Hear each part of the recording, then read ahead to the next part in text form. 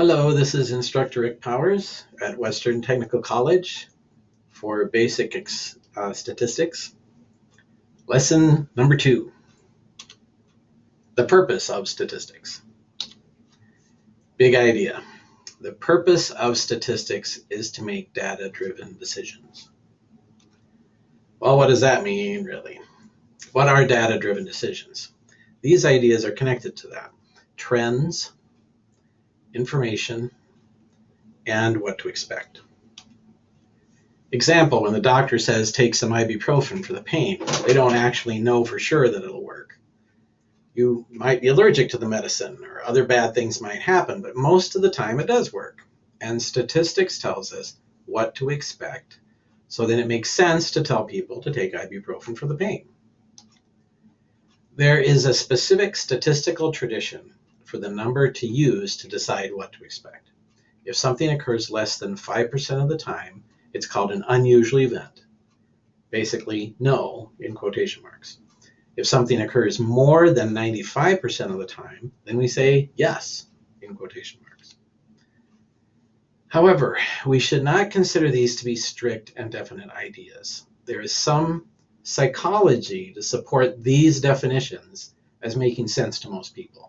But if the chance of something happening is close to 5%, then it's kinda unusual. The reality of a situation is not simply based on exact numbers. Big idea. The answers in statistics depend on the context, not just comparing something to the 5%.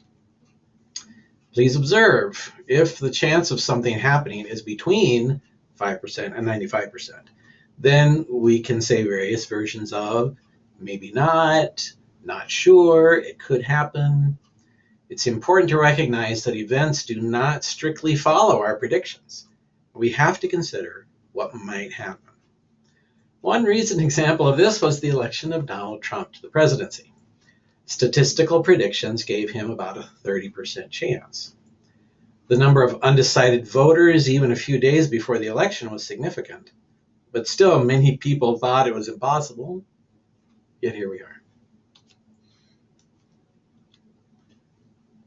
Personally, I think there was significant Russian involvement, but it's important to note the Trump campaign used Facebook ads in strategic places, including Wisconsin, at the end of the campaign.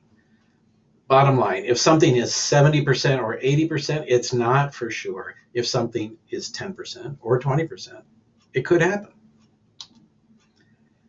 There's another problem that comes up at this point. Many leaders of businesses and organizations think that statistics by itself can tell them what to do. They are wrong. Big idea. Statistics alone is meaningless. It must be connected with experience of a subject. Experience with a subject is essential to making the right data-driven decisions. One really common example, using customer surveys to decide what to do. It's common for customers to be affected by many factors, so customer surveys alone cannot tell a business what to do.